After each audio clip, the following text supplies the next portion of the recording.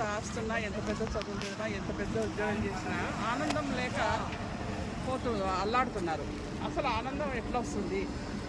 దానికి ఉదాహరణ ప్రహ్లాదుడు.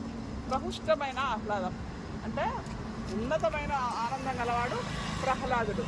ఎందుకంటే అతనికి తల్లి గర్భంలో ఉండగానే నారద మహర్షి యొక్క బోధ జరిగింది. గురువుల బోధ బాగా విన్నప్పుడు మనకి ఆ ప్రహుష్టమైన ఆహ్లాదము వస్తుంది.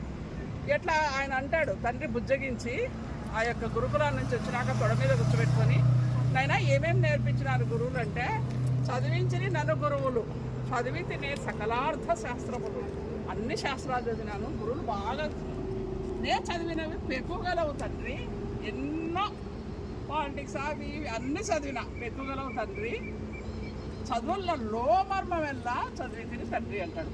అంటే నువ్వు ఎన్ని ఎడ్యుకేషన్లో పాలిటిక్స్, హిస్టరీ ఏమేమో ఇన్నున్నాయి, ఏమున్నా కానీ మనశ్శాంతి కోసము, ప్రసన్నత కోసము ఉండే చదువు, చదువుల లోమర్మము. ఎవడైతే చదువుల లోమర్మం తెలుసుకొని చదువుతాడో వాడు ఏమున్నా ఏం లేకున్నా ఆనందంగా ఉంటాడు. ఎప్పుడు చూసినా నాకు ఉద్యోగం లేదని, నాకు తక్కువ చదువు ఉందని, వేరే వాళ్ళకి ఎక్కువ ఆస్తులు ఉన్నాయని కురుంగిపోయి ఆత్మహత్య చేసుకునే పరిస్థితి ఎప్పుడూ రాదు. చదువుల చదువుతేనే లో చదువు అంటే ఏమంటే తన గురించి తాను తెలుసుకొని ఆనందం ఏ విధంగా ఉంటుంది అని తెలుసుకొని భగవంతుని యొక్క పాద సన్నిధిని ఎప్పుడు కూడా మర్చిపోకుండా పెద్దలకు సేవ చేసి, ఆ తండ్రికై తెలియలే ఆనందం ఎక్కడుందో అని, కానీ కొడుకు తెలిసింది. ఆ విధంగా ఆనందము అనేది పొందడానికి వయసుతో నిమిత్తం లేదు.